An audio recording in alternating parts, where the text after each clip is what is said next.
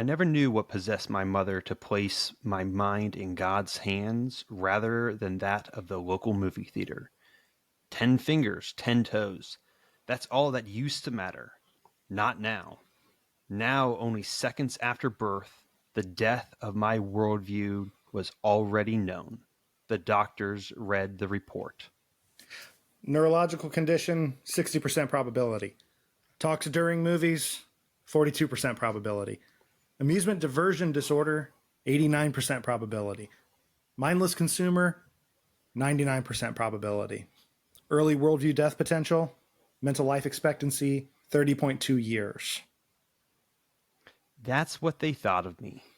Destined to be a mindless consumer, and as a child I began to see myself the way the world saw me. But that was before the podcast, before I met the greatest storyteller of all. The world no longer sees me as a mindless consumer. Hidden in plain sight, I receive, reject, and redeem. I am an elite popcorn theologian, and I'm going to launch us into a new world.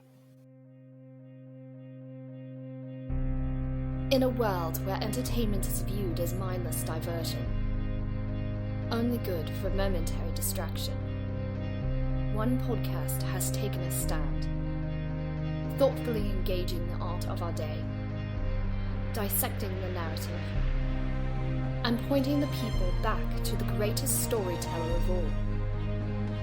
You are about to enter a new world, and you will never view entertainment in the same way again. This is Popcorn Theology.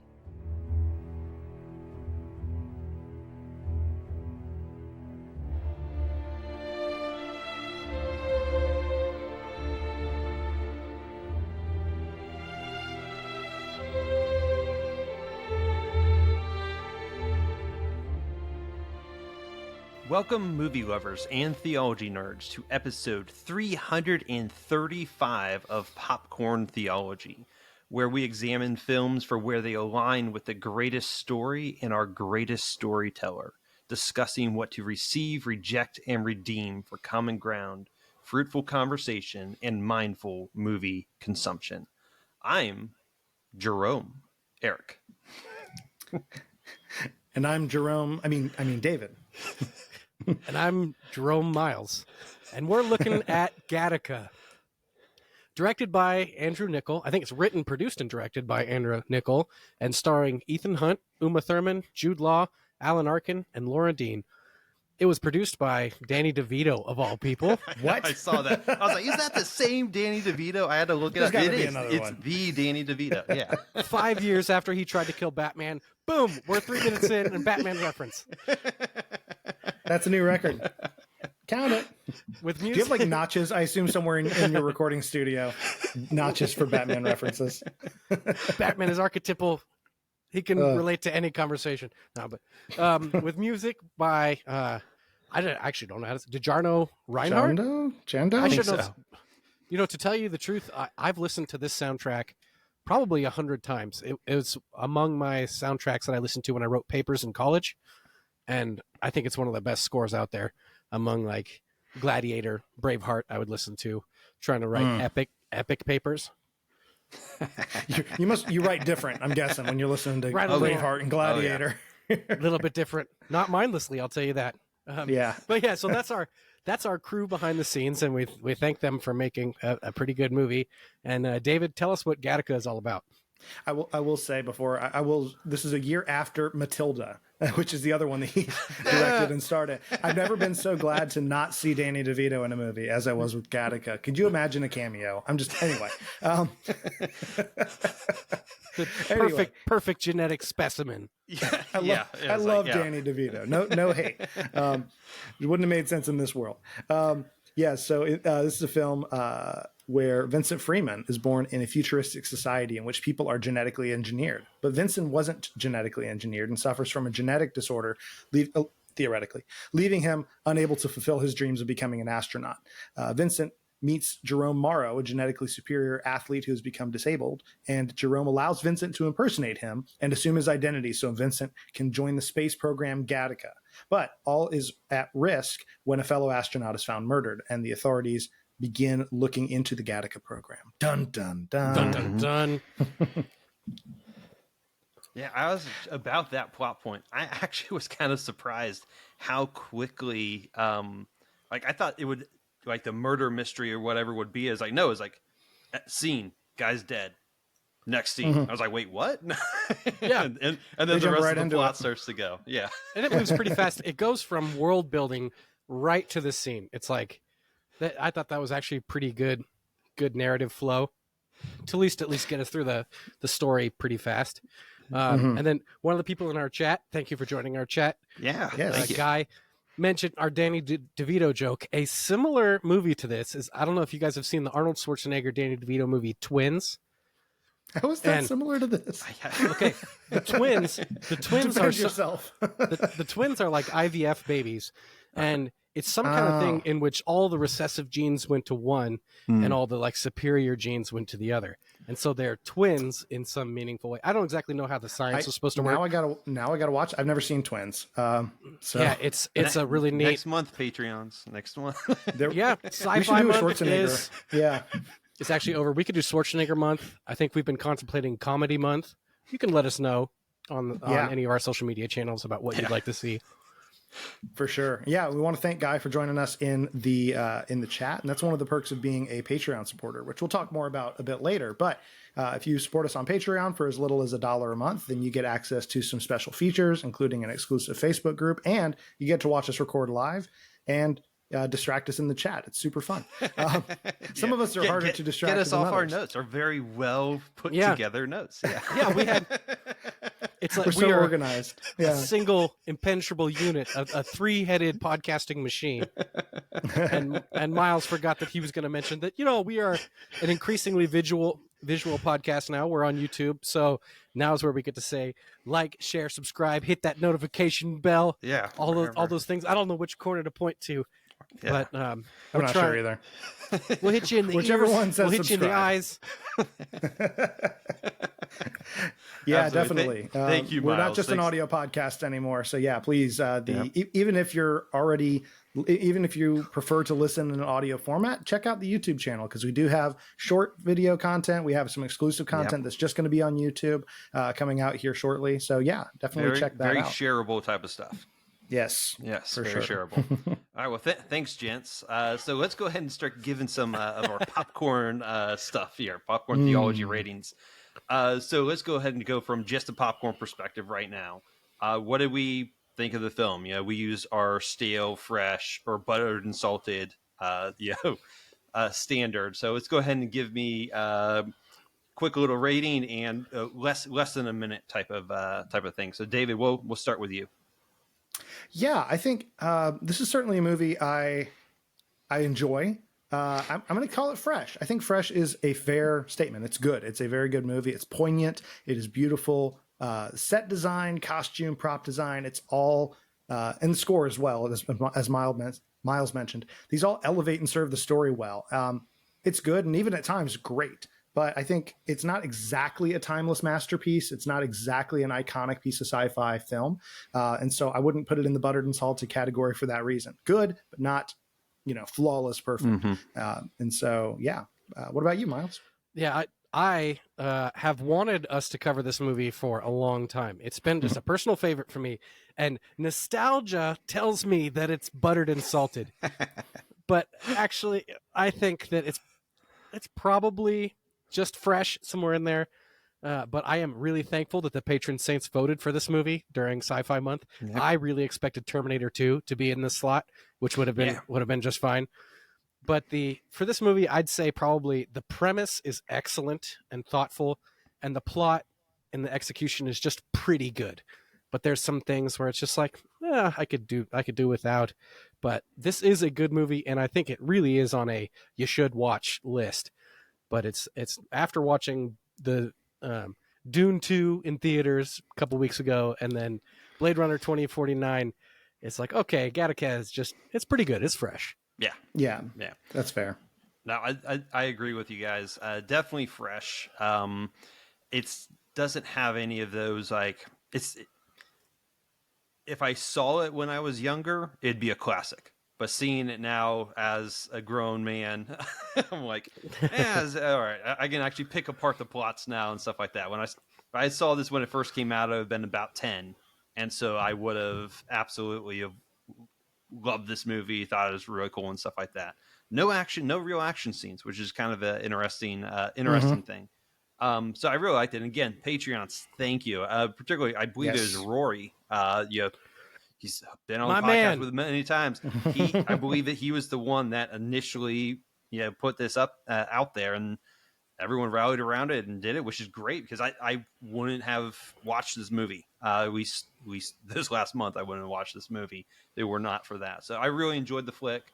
Like I said, I wouldn't say it's at least one of my classics. I really did like the themes though more than I actually liked the general story or even really the characters. I preferred the themes a lot more with that. And kind of speaking of the themes, so we all know that a film's quality doesn't always reflect its depth of theological talking points. So we're going to go ahead and drink from this film's depth of deep themes. That's a tongue twister right there. What's in the cup? All right. So is it diluted? Are we doing carbonated? Is overflowing? Yeah, overflowing there. So let's go ahead. Same order. We'll just stick with that. So David, how about you go? Well, if I got to go in order, I do see y'all's notes here. I'm going to go out on a limb and say the reason I'm so torn on calling this movie fresh because it is so good for discussion. And that's why I'm so glad that we have this sort of two-tiered ranking system of quality and of talking points, because this is a great example of a movie where the execution is good, but in my opinion, the themes and the talking points are great. And so, I'm going to call it My Cup Runneth Over in terms of the themes. I think that there's quite a bit to discuss. There's layers, there's symbolism, there's very timely themes. Maybe 5 years ago, this would have been a bit less timely, but right now it's incredibly timely. Very, almost eerie to watch in 2024. So, I'm going to say My Cup Runneth Over. What do you guys think? Well, so this was kind of like the popcorn rating. I would have thought My Cup Runneth Over, but this second time going through it, it's carbonated. It's good. It's got plenty of things. But for me, it was genuinely difficult to nail down some of the themes. There's plenty to talk about, especially with the basic premise and the world of it. But sometimes it was hard to figure out what it was going for. Occasionally, it would drift into biblical territory. There were little lines here and there. It wasn't always easy for me to figure out what the movie was saying about those specific topics. But boy, it's great for discussion, and especially now, given the political turmoil in the last few years over reproductive issues. Yeah, no, I definitely agree. So I am on the carbonated with some of it spilling over, getting on that side of the cup and stuff like that. You're like, you licking your fingers later. It's like, oh yeah, that's still some good some good syrup there. So it's like there are quite a lot of different rabbit trails you can run down with this one, and some of them are deeper than others. And again, extremely timely topics. Yes, I'll maybe get into some of on the positive side. Like we'll talk about, some of the other stuff, IVF, yada yada, genetic engineering. But there's also some really positive stuff. A lot of times we're like, it's always dystopian, but it's like, it can be kind of a utopia. What's going on in this industry, in this field. So. Mm-hmm. All right, so it does look like we're in some general agreement with our ratings, and I think we're all excited, obviously, to delve a little bit deeper. But first, just a little content warning for people. So the film is PG-13. Some brief violent images, a bit of profanity, a little bit of sexuality, but little to no nudity, and definitely no female nudity that I noticed. Yeah, so, I think you see Ethan Hawke's upper thighs and things like that. Ethan Hawke in his prime. So do that with what you will. But before I get into the ads, do our little ad break, let me go ahead and do a little bit of some of our promotion stuff here. Want to encourage you guys to, again, like and share the content. Should this episode, do it with your friends. Broaden that conversation. If they've seen this movie, if they talked about this movie, honestly, what's going on politically and stuff, have them watch the movie and then talk about it. Because there's like, oh, what's going on in Alabama? This, like, watch this movie and let's talk about it. It's a great entryway into a lot of things. If you want to hear more, make sure you subscribe to the podcast on your podcast catcher and go to the YouTube channel. You can find us on YouTube, social media, Facebook, Twitter, everywhere. Yeah, that pretty much everywhere that there's social media, we've got a presence out there. Help us broaden that presence. One quick way you can support the podcast is obviously rate and review. The algorithms that are out there, they love new reviews. Yes. So that more often, it's like, what's the old joke? Vote often or something like that. No. Vote early, vote often. Vote early, vote often. That's what it is. Yeah, vote early, vote often. I don't know how that works in the podcast world, but if you can figure out a way to do that, we would appreciate it. Even if you don't like it, still leave us a 5-star review. Yeah. We'll take all 5-star reviews. Keep burning coals on our head with your kindness. Yeah, yes, that'll be fine. Absolutely. Yeah. Absolutely. And then lastly is you support us on Patreon. Become a patron saint of Popcorn Theology.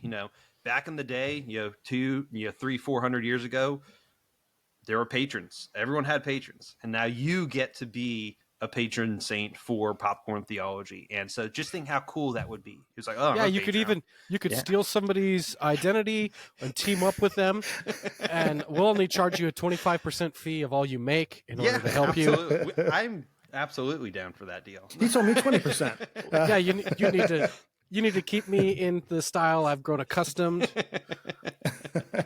Absolutely. So it's just $1 a month. We've got one of the exclusive things that we've got is you can vote on episodes like this. This was a Patreon pick. So again, thank you, Patreons, and you get an exclusive Facebook group. There's an exclusive channel in the Discord server. We get sometimes some really lively conversations. A lot of us hosts started as patrons, like Two Miles of us did. I did. Maddie, who's been on multiple times. Rory, who's been on multiple times. All of us were Becky, patrons. Just Becky. Yes, Becky too. Yeah. All of us just loved the content and interacted and ended up on the podcast. That's not a guarantee. I was going to say, that's definitely not a guarantee. But you never know. You're not guaranteed, but you never know. The more you engage, chat is doing pretty good. Yeah, we'll see. The chat's blowing up tonight. Yeah, it is great, and that's it. Exclusive. You get to interact with us live while we're recording. You get to see how all the sausage is made. So yes, with all that, the mistakes and everything. And we'll drop some ads, and we'll come back with a spoiler warning and peel back the layers of Gattaca.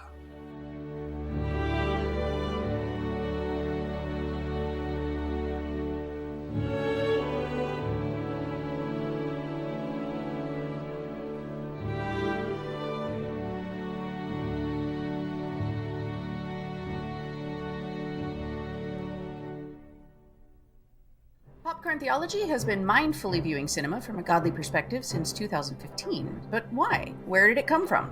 Well, one of the inspirations was our host James Harleman's book, Cinemagogue, published in 2012, exploring the intersections between film and faith. And now, fresh off the press, is an updated edition of the book, the Cinemagogue Director's Cut. This version contains over 40 pages of new content with reviews and recommendations, movie references, illustrations, further shaping the story-formed argument for God's existence while also delving deeper on hot topics like how we deal with sex and nudity in film. It's the how-to guide for all things popcorn theology. And this time, it's not just available on Kindle and in paperback, but also a hardcover edition for all you true book lovers. So if you like movies, if you're a cinephile, if you spend hours talking film, this book is definitely for you. Or if you're a casual consumer who thinks movie making exists merely for diversion, this book may just change your life. Cinemagogue available now at Amazon.com. For bulk orders or signed copies, check out Cinemagogue.com for details.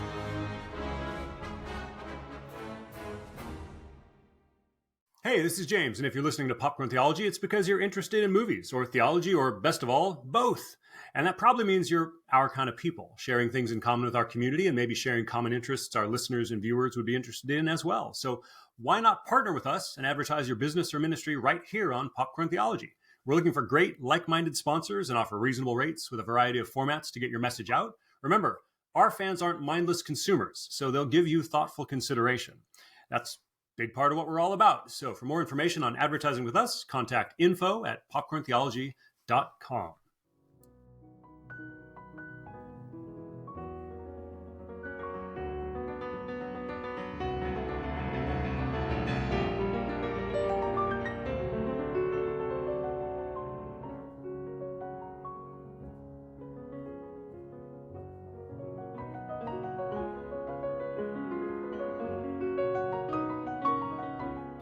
And we're back, dropping the spoiler warning as we dig deeper into Gattaca.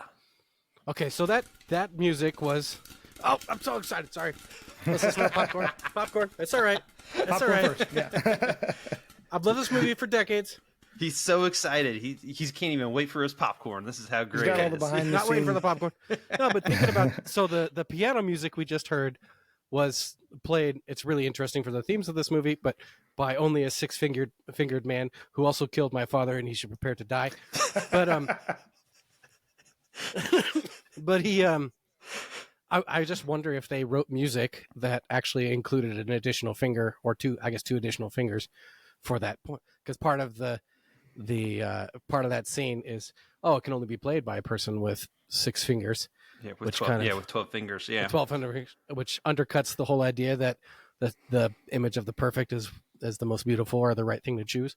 But that's a theology kind of theme, not a popcorn theme. We're in the popcorn section. Yeah. You can How dare you? No, I'm just kidding.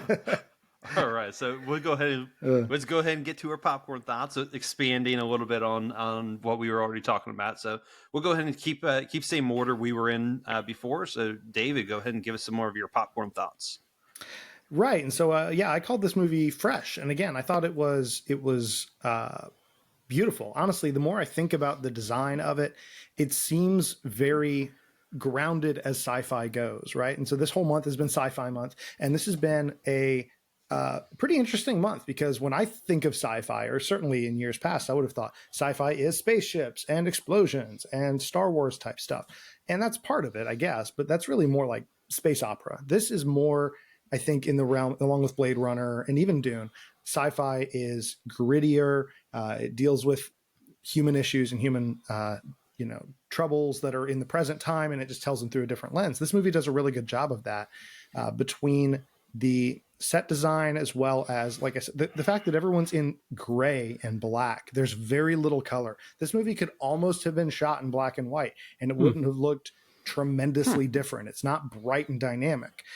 It's quite subdued, and I think that lends to this idea of mediocrity, similarity. Everyone, not mediocrity, but everyone ending up being really similar. And so the design, I think, serves that purpose. There's tons of imagery, from the names of characters to, which we'll get to a bit later, to continued emphasis on this spiral staircase, which I got to admit, I'm a little dense, and it took me a while to put together. Why do they keep focusing on the staircase? Oh, yeah, I've seen exactly the movie like a DNA molecule a lot of times, and did not pick that up until this conversation. Good job, David. Yeah. This is why we do this in groups. And then another thing that jumped out to me is some of the symbols that they use when they scan their blood.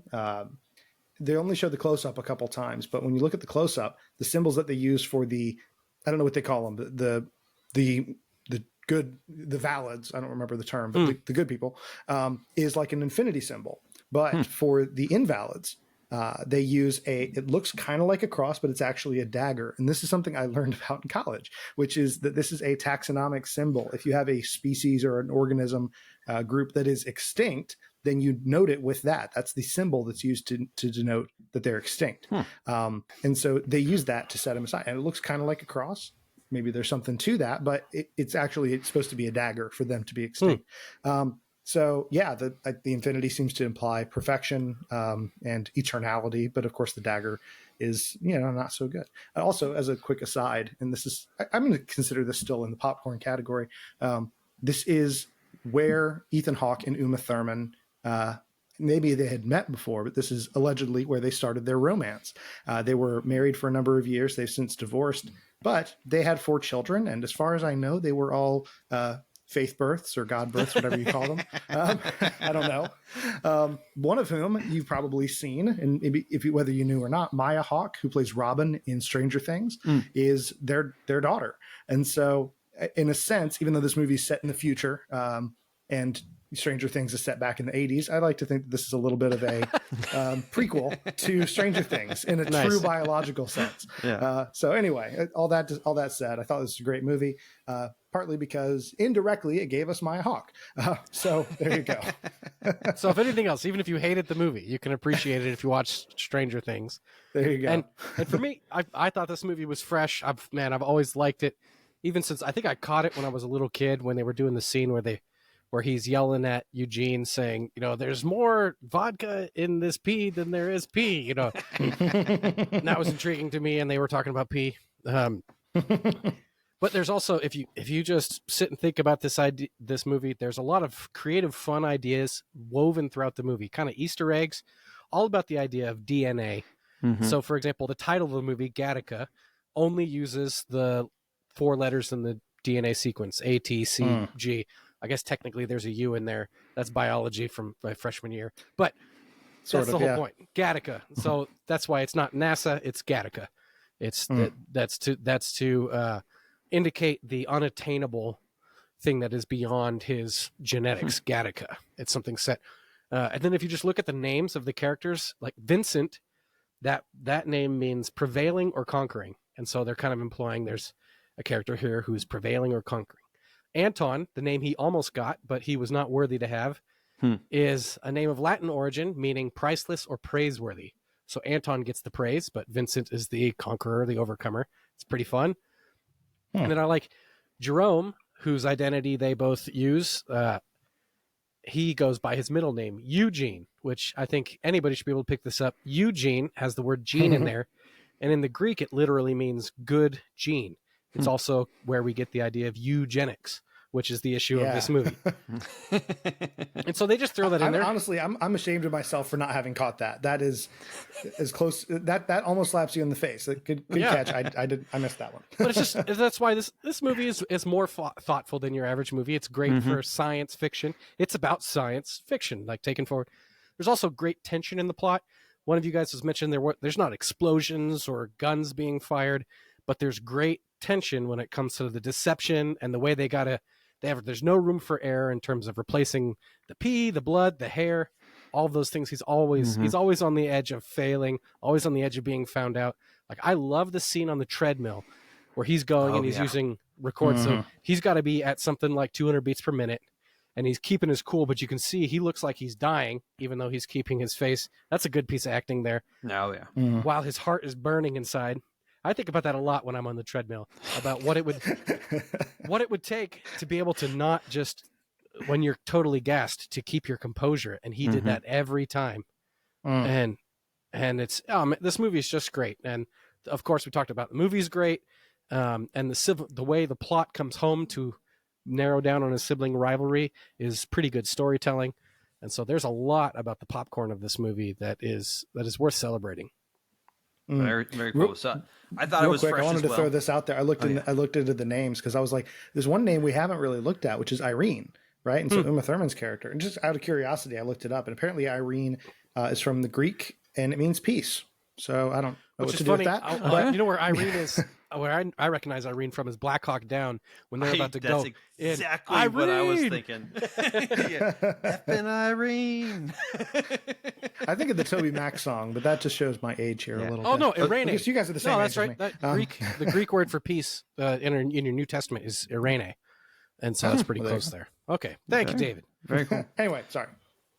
But no. Anyway, so just by the way, Patreons. I've almost gotten Black Hawk Down many times, so we should probably do that sometime again. So yeah, no, I'll put the content warning out there for that one too. But yeah, no. Again, I thought it was fresh.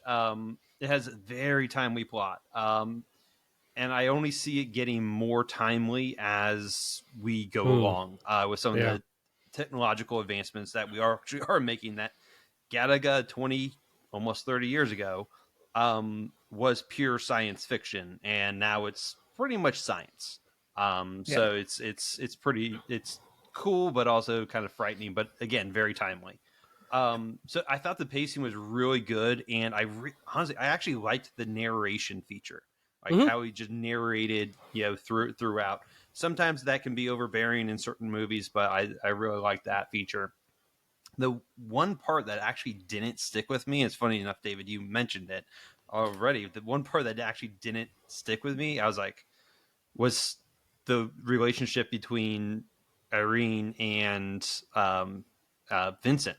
It's like, I didn't see the chemistry. I didn't know why they liked each other and stuff like that, which is just ironic, the fact that Hawk and Uma actually get together in real life, and we're married for like 20 years and have a kid. So that was kind of the one interesting thing with me. I didn't see the chemistry, but it's a little nitpick. We don't even have a point about that relationship until the lightning round. Yeah, exactly. We don't even talk about it. It was there. It was kind of there, but it wasn't the chemistry. I didn't feel the chemistry. I wonder if that could maybe have been intentional. I don't know. But yeah, normally if people are in the other movies, which that could be an interesting series for us to look at some point in the episode, it's like times when, couples, started an on-screen romance and actually got married in real life or went out in real life. Yeah. Because usually the chemistry is like, wow, that's really strong chemistry. I wonder why. Oh, okay. That's why. Yeah. But yeah, in this case, not quite so much. Yep. Not quite so much. All right. Let's do this. Yeah. I always like to do that. Right. Hey, better hang on to that cup. Otherwise somebody's going to grab it out of the trash and take a sample off of it. Yes, I love that. Oh, that's a great scene, because he hands him the cup, and it's two plot points at once. One is that the guy he used to work for doesn't recognize him. And then two, that cup ends up being a way in which they almost catch him by getting a second sample of Vincent at Gattaca. It's like, that is pretty great. I love how when you mentioned earlier that there's almost no action scenes in this movie, and you're so right. I've also never seen a movie with quite this much vacuuming in it. The only exception might be Mrs. Doubtfire or something like that. Nice. It's a very clean or world. Honey, I Shrunk the Kids. Yeah, something with vacuums. Yeah. So we were talking about samples. So that the soda sound means that it's time to pour and sample the more spiritual aspects of this film and its narrative. So let's shift some gears and discuss the themes of Gattaca. And so we actually decided we were going to do something a little bit different before we get into our main points, and just kind of have a little bit more of a discussion on the general kind of the premise of the movie. And so what if humanity comes to nearly perfect genetic testing and genetic engineering? And so really the movie opens up with two quotes, one directly from the Bible. One, if you're a Christian and watching this movie, that should automatically make you sit up straight and go, all right, I actually have to pay attention, really pay attention to this movie, because they're literally trying to use my worldview to justify something that they're trying to say in this movie. So it starts with opening words is, consider God's handiwork. Who can straighten what he hath made crooked? That's from Ecclesiastes 7:13. And the second quote is from Willard Galen, is, I not only think that we will tamper with Mother Nature, I think Mother wants us to. And so what we're going to discuss just briefly here is, what do we think of those quotes? On the surface level interaction with the world, with this world of Gattaca. And with that is like, what would we as parents do if we were in the shoes of these types of parents in the future? So, and all of us are parents. Happen to on this host all have young kids. So it's maybe a little more pressing or relevant to the three of us than it may be to everyone listening. But honestly, for many listening, it can hit close to home. So no, go ahead, Miles. Go ahead. I was just saying, I remember a moment when we had one of our first ultrasounds of my son. The doctor said, "Oh, here is a marker that is related to a certain probability of him having Down syndrome." And they were like, "Do you want any more genetic testing?" And my wife were like, "Nope, nope, I don't even want to be tempted with this." And this is the type of thing that is relevant to any parent in the modern medical system and anybody actually voting around these times. And so, man, it's a timely movie.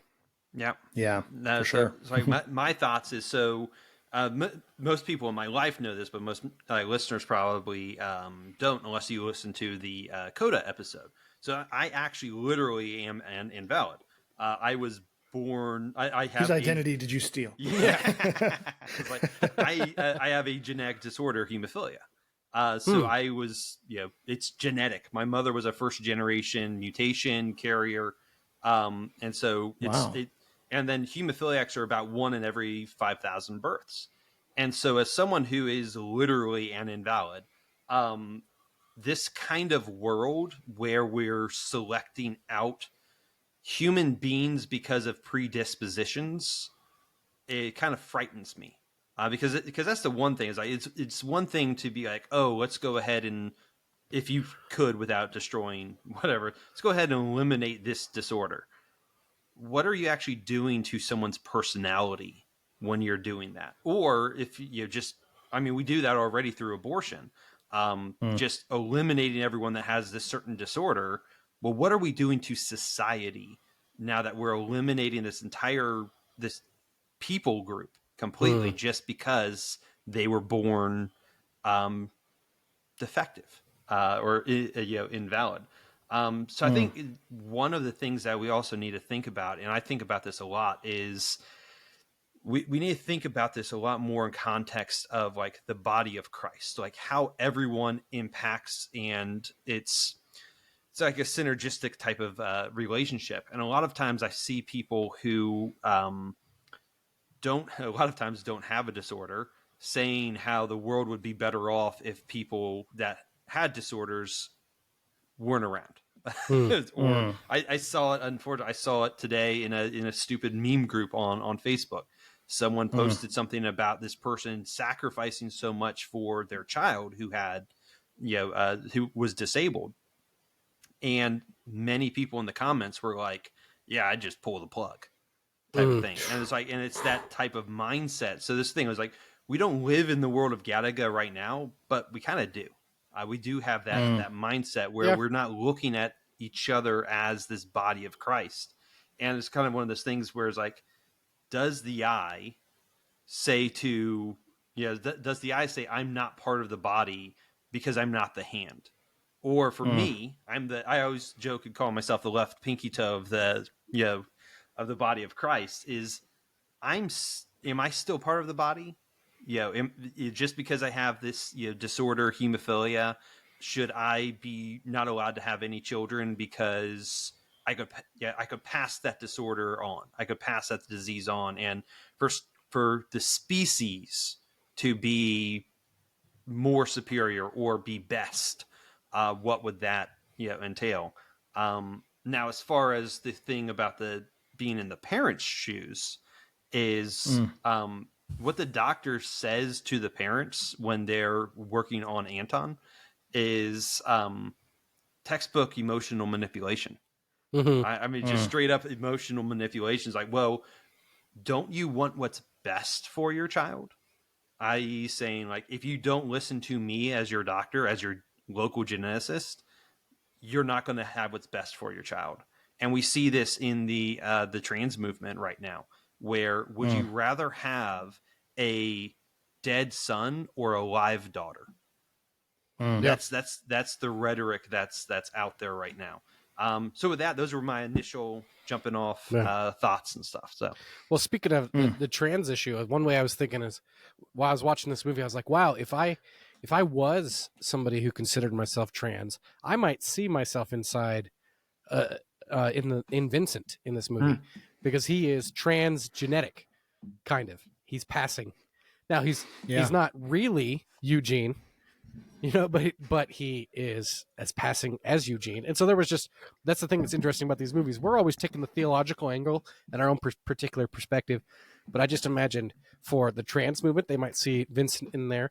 For the kind of woke BLM or anti-patriarchy movement, they might see this idea as the genetic superiority as the patriarchy that harms both those who are objectively oppressed and those who are supposed to benefit in Eugene. So there's just some interesting things about that. But it seems similar to the way that some people were reacting to Zootopia several years back when that came out. I mean, because people had very strong reaction. I remember because we covered it way back when, but the way people were reacting to Zootopia, it's a parable. That one even more obviously a parable because it's talking cartoon animals.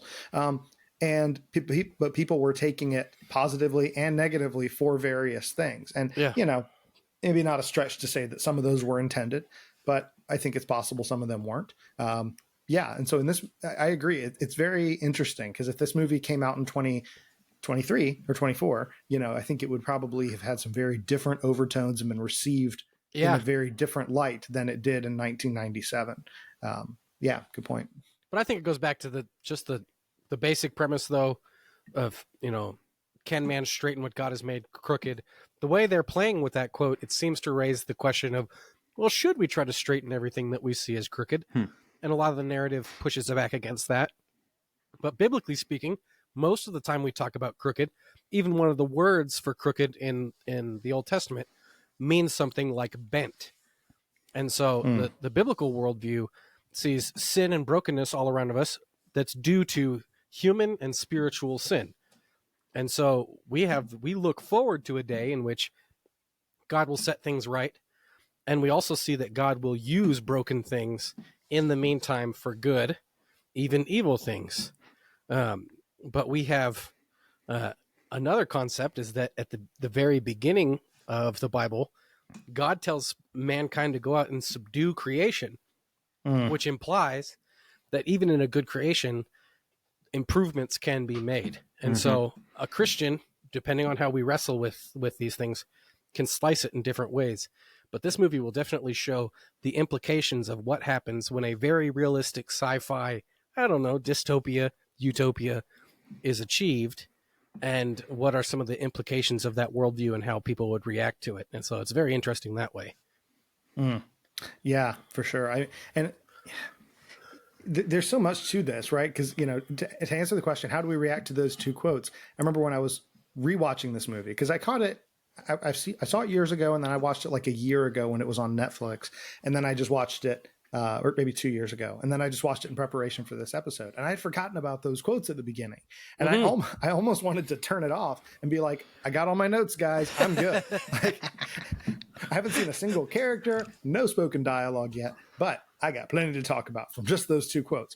And for me, I will say this. It reminds me as well of another great 90s sci-fi movie, Jurassic Park, arguably one of the, it's got to be top 5 best movies ever made, I would argue.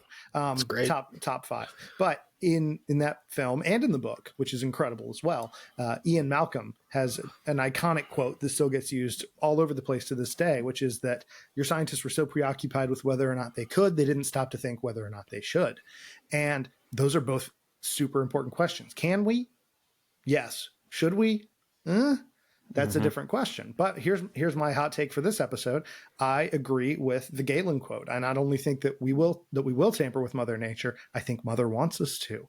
And I'll explain more of that a bit later. So, you can save your torches and pitchforks, if you will, for a moment. But this idea, as Miles mentioned, of dominion, right? To take dominion over something implies that something needs that authority, right? So think of, dominion's a weighted word today, right? It's certainly something that has a lot of baggage associated with it. And here in America, at least we don't like to think of dominion. Yeah. Stewardship is a little bit more popular of a term, and they're both important. But to take dominion over something, I think of taming a wild horse. It is in that horse's best interest to be tamed, but it does not want to be. In the same way that our hearts are in rebellion against God, it is in our best interest to be tamed and transformed by the transforming work of the gospel and of Christ. But it's not pleasant. It's subduing something that doesn't want to be subdued. And so in this sense, this idea of, I think Mother wants us to, I think at a deep sense, we live in a broken creation that is groaning and travailing for the redemption of God. Do we have a part to play in that redemption? We know that we do in terms of sharing the gospel and in terms of our relationships. The question is, do we when it comes to care for creation and investment of technology? And I've put a whole lot of thought into this, and I think that is the case. I'll try not to get too soapboxy on this episode, guys. I do apologize. As our only resident doctor on the podcast. Yeah. We'll Where's allow my doctor? We'll allow it. Disclaimer, not that kind of doctor. Please don't send me pictures of your rashes or anything like that. Or any samples of DNA. Please don't do that. But yeah, there is something there. When we pray, your kingdom come, your will be done. It's like, how does technology play into that? Now, we know there's Frankenstein-like things. We talked about a lot that in the last few weeks on our podcast about that through Blade Runner. But is there room for, does Father God intend us to wield nature and subdue it with our technology? Is a live question, and I think a lot of Christians, as a reaction against arrogant scientific types, have thrown the baby out with the bathwater sometimes. Although this movie, when we get to discussing the plot, will show some really negative effects. So take the floor, David. Oh, well, no, I mean, that's the thing. I don't want to throw it out there as, oh yeah, this is the right way to respond at all times. But I do think that the response that we see oftentimes is very strong. And with this movie, I think one of the biggest, there's one line, and I know one of you guys is going to talk about it later. We had discrimination down to a science. Ooh, that's the issue in this movie. It's not that they have the knowledge, or frankly, it's not even that they have the ability to modify genes. In this world, it's the fact that they are then using that to discriminate, right? Yep. And so that is the issue. And that's honestly, that's why I think it's a pretty darn realistic look at what our future could be like. Yeah. Could these technological advancements exist? I'll get into it in a moment, but heck yeah. Many of them already exist. Some of them existed when they made this movie. IVF was old news in 1997, in vitro fertilization. But the big question then is, how do we use it well? How do we use it? Should we use it, first of all? And if so, how do we use it well? And so in this movie, what we see is that in vitro fertilization was becoming more common, right? In 1997, it had been around for a while. It was becoming increasingly common, even up till today. But the rest of this movie must have seemed pretty highly futuristic in 1997, right? So this idea of engineering genes, it had been done in certain contexts, but not in humans and not in a really targeted way. But as it stands now, it's becoming not only increasingly plausible, but it's here in 2012. So that would have been 15 years after the release of this movie. We had the development of the CRISPR-Cas9 gene editing system. So Jennifer Doudna and Emmanuel Charpentier, they developed this technology, which is based on a bacterial defense system. Bacteria defend themselves against viruses by chopping up genes. And so what they did is say, hey, what if we get those genes chopped up where we want them chopped up? They actually won the Nobel Prize in 2020 in chemistry for this discovery. Nice. And even they recognize, especially Jennifer Doudna, she's been very active in the ethical discussion about the use of this. So it's not just potential, it's here. But as it stands now, there's sort of a global moratorium, if you will, on using it on people. There's been people trying to do that. I'm sure it'll happen in the future, but as it stands now, it's not kosher. But the issue of IVF is certainly resurging a lot in public discourse due to the recent rulings in the Alabama Supreme Court that frozen embryos have legal status as human beings. And I'm sure there's more precise way to say that. I'm not a legal guy. But additionally, this movie touches on the implications of prenatal screening, the selection of optimal embryos, the use of genetic engineering to augment individuals. And while the specifics are high tech and a ways off for the time, it's the core technology really isn't anymore. It's pretty much here.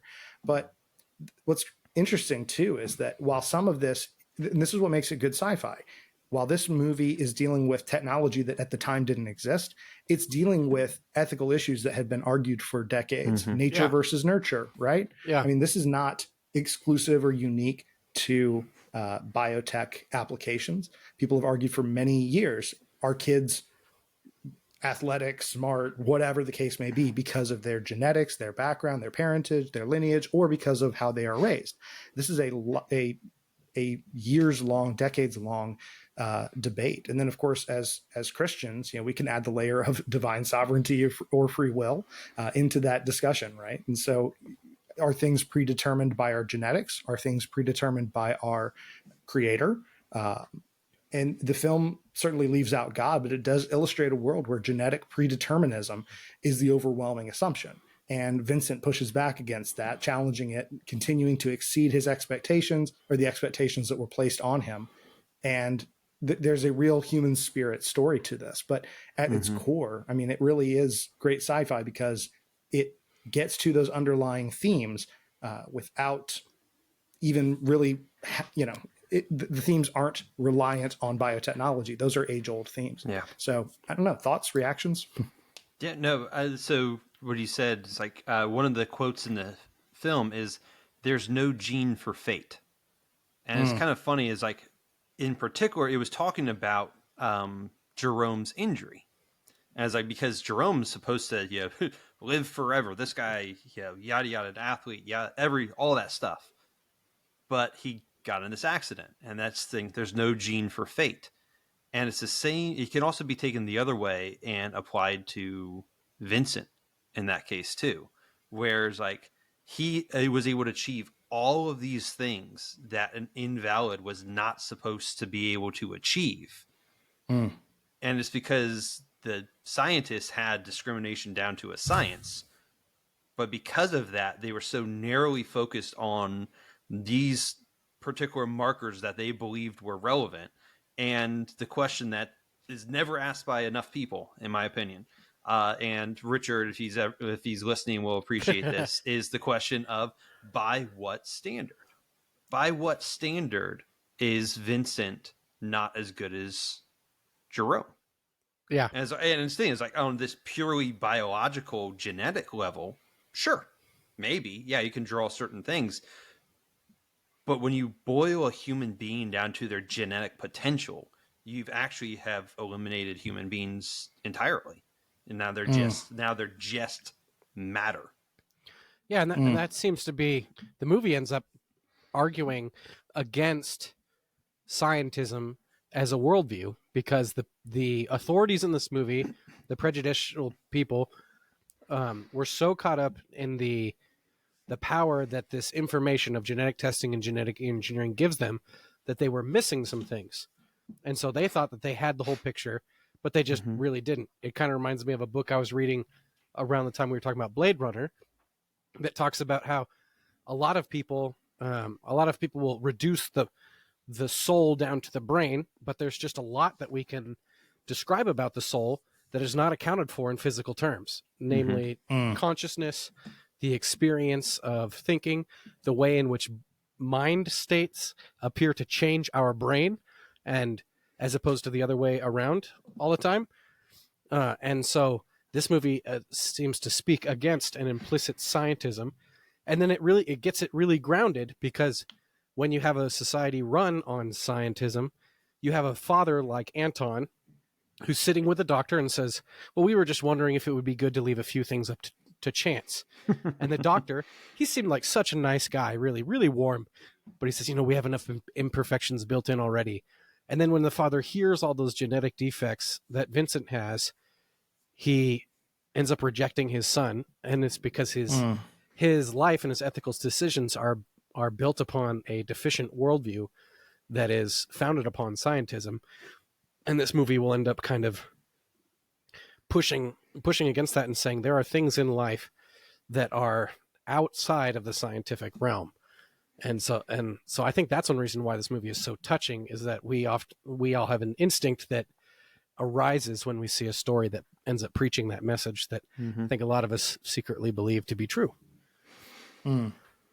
Yeah, absolutely. I mean, and there's so many directions that you could go with this discussion, right? But it's so important to really know where our priorities lie. And that I think is the key thing. And this is a world where there doesn't seem to be an overt ethical code. It's really a matter of, can we, then we should. right? Yeah. And it doesn't really ask the important questions of, is there ever a time to pump the brakes, right? And one of our patron saints in the chat was pointing out, maybe Mother Nature wants us to tamper in moderation. And that's a good point. It's hard to define moderation, but that is a very good point, that there should be limits. There shouldn't be endless tampering, right? And ultimately what we're dealing with are tech innovations, right? Which are from the hammer to the chariot to CRISPR-Cas9. They're tools. Technological innovations are tools. Tools can be used well or poorly. And so in a film, which, by the way, as a quick aside, when we recorded on Breaking Bad season 1, we were talking about chemistry, right? The basics of chemistry. That day that we recorded, I happened to teach that in my bio class. Today, I happen to teach on the basics of genetics in my bio class. Nice. And I mentioned, I was like, I'm recording on Gattaca tonight because we're talking about G, A, T, and C. And I was like, hey, look what else you can spell with these letters. Gattaca. Anyway, but yeah. And so in any of these cases, we're dealing with a tool that can be used, right? And so there's a great movie, 1953 film called Shane, which if you haven't seen it, it's a great Western. If you've seen the movie Logan, clips are shown and it's referenced in the movie Logan. That movie actually came out in 1953, which interestingly is the same year that Crick and Watson released their paper describing what DNA was. I didn't put that together till today. But anyway, there's a great quote in this movie about whether guns are safe or not, right? And people come back to this anytime gun safety is argued. And the hero, Shane, says, a gun is a tool, no better or worse than any other tool, an axe, a shovel, or anything. A gun is as good or as bad as the man using it. Remember that.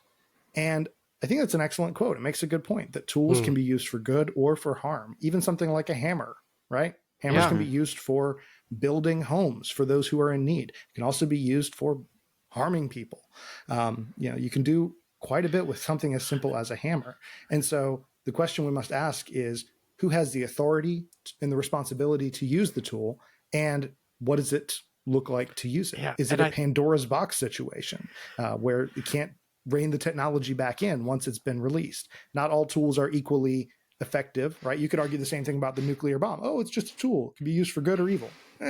I mean, perhaps restraining evil, that's good, but regardless, the genie's out of the bottle on that. See our Oppenheimer episode. But anyway, sorry, Miles, what were you going to say? No, I was just saying that one thing that's so sad to me is that in recent history, in recent years, I've started to see kind of the dark side of things like IVF and surrogacy, which at one point as a Christian, because I'm pro-life in that I want, like across the board, I want families to grow. I want people to have children. I want people to be adopted, all these kind of things. And so you go, oh, well, like IVF seems great. It's like people are working to be fruitful and multiply. But there is also, with this tool, a darker side in the sense of it ends up having people think eugenically a lot about their children to decide which ones to keep and not. We have designer babies. And we even have, say, through surrogacy, you think, oh, what's the problem with having somebody's fertile, somebody isn't? They can pay them, maybe an underprivileged woman could be paid to hold somebody else's baby. But then you start thinking, it's like we've commoditized these women's bodies and we've commoditized children. And what happens to a baby when they've grown inside of one woman and then are given to another set of parents afterwards? And there's actually a lot of unintended consequences to people even trying to do what I would consider a good thing with this tool. Or, for example, in this movie, the Gattaca doctor, I really like that doctor in this movie. He seems so much like a real doctor. And he says, okay, we have, 4 zygotes, 2 boys and 2 very healthy girls. It's interesting that he uses the word boys and girls. They wouldn't say that today. But IVF leaves. Also, they couldn't possibly have told that from the anatomy. Of course, they could have told from the genetics at the time. There were like 8 cells in that picture. Anyway, sorry, go ahead. I don't know. They got DNA from Pete. That seems the same to me. I'm not the doctor. No, they could test the genetics, but yeah, now you have to wait till 20 weeks or whatever. Anyway, it's that's why I'm glad you're on. But earlier than that, they can actually know gender by 8 weeks now. Oh, there you go. Yeah, that's sex, I should say. Well, yeah. Shots fired. Shots fired. The same thing. Are they? Oh, did we just our podcast That's just get Eric's canceled? Eric's hot take for this episode. Yeah, you can cut. Yeah. You can cut that part out, David. Well, it's I'm amazing not, how absolutely not. how all of this. Oh, man. Or have you guys heard of the concept of snowflake babies? Yes. Yeah. Yeah. So when you see this, there's this scene. Okay, we have two boys and two very healthy girls. It's like one of those became Anton. The other three either they're still frozen or they were destroyed. And if we as Christians, generally the pro-life movement is built upon the belief that fertilized eggs have a value, at least a value that means that they have the right not to be destroyed unjustly. Mm-hmm. And what happens a lot in IVF is you have snowflake babies stored, or also what they do in order to increase the chance of a woman actually getting pregnant is they would put all 4 of those eggs in her womb and then see how many attach and grow. And if all 4 attach, then they go in and kill the weakest ones. Mm-hmm. Mm-hmm. And so what we often have is in the desire to have something which I would think is good, have these implications. And so, man, and that's all us just kind of preliminary talking about the premise of this movie, which is excellent. That's the thing. We're not digging. Like, this is on the surface. This is we're not digging for things. This is we're what picking they them want off the us surface to talk about. Yeah. Mm-hmm. It's a great conversation starter because a lot of people won't have these conversations directly because it gets into feelings of male, female oppression. You know, we were talking about the tool. You ask a person on the street who should have this tool. Large groups of people would say definitely not white men, and definitely it should be only women and their doctor, right? Things like that. Like, those are the only people who should be using the tool. And then we go, well, maybe, no, yeah, and all these kind of things. But if you watch a movie like this, then you go, well, let's take this idea forward a little bit and see what the use of this technology might produce socially. And even if you have innocent motives, this might have implications in society that cause great havoc to somebody like Vincent. And I think that's the key thing. Again, the film is about, it's not about whether or not genetic technology works or is a good thing. It's about what do we do with the least of these? What do we do with the people that are left behind from this, that are not considered to be valid, right? And that I think is the overtly and obviously heartbreaking element, and also, frankly, fits very well with what you were just mentioning about snowflake babies, right? We were dealing with embryo adoptions is a growing trend now among pro-life Christians and other pro-life people that are seeing the value in these embryos and taking them on and raising them themselves. I mean, and that's the thing, is that there are important caveats to be had here when we talk about how we interact with nature. But I think that the key underlying element comes down to dominion and stewardship. Who are the caretakers of creation? We are tasked with that. And a caretaker is not just someone who leaves everything alone, right? You don't just leave it alone. You have to manage and invest. And in fact, Scripture has a lot to say about what stewardship looks like, and it's investment and improvement. And so the parable of the 3 stewards who are left with, various amounts of money is a great example of that. And so I think what ends up happening a lot of times is movies like this and many others show biotechnology either intentionally being used for harm or accidentally having negative consequences. The scientists didn't know what they were doing, and now it's out of the lab and it's killing people. That sells in movies, and I get it. It's fun to watch in movies. But I think part of the issue is that many Americans, especially Christians, will respond as a whole very negatively to biotech in general due to the way it's portrayed in films like this. And again, there are important potential negative impacts and some genuine negative impacts, but it's really worth considering the positive impact, because a lot of people don't really think about that, or they don't know about it. And really, so a few examples: if it weren't for genetic technology, we wouldn't have things like human insulin. Many people have to take insulin for diabetes that used to be harvested from pigs, and it worked okay, but we're not the same as pigs, and so it didn't work great. And so there's a much better way to do this by using human genes in bacteria. They grow our insulin for us. Additionally, DNA advancements in forensics have led to tremendous efforts and successes in administering justice to people, kind of like what's shown in this movie, right? Taking samples from scenes. And it's not quite as quick as what you see in these movies, but we can do a pretty good job of that now. Additionally, we can do things like produce food with disease resistance, improve nutrition. Golden rice is a really good example you can look up at some point if you're interested. And then also gene therapy. Now, gene therapy gets really close to what this film is about. Mm-hmm. But one of the crazy things that's happened over the last few years is through the use of CRISPR, which I mentioned earlier, and gene therapy, there's actually been efforts and successful efforts to cure genetic disorders. That is unheard of.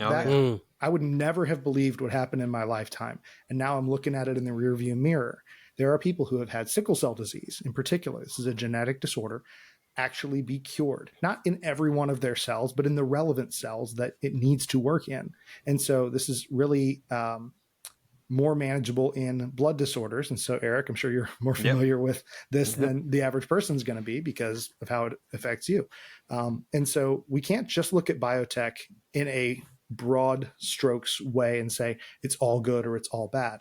It's neither always a positive tool or always a negative tool. It requires mindful consumption, right? Yep. And so this all ties to this concept of biblical stewardship and dominion. We're called to be caretakers of creation, investing and improving for its own good.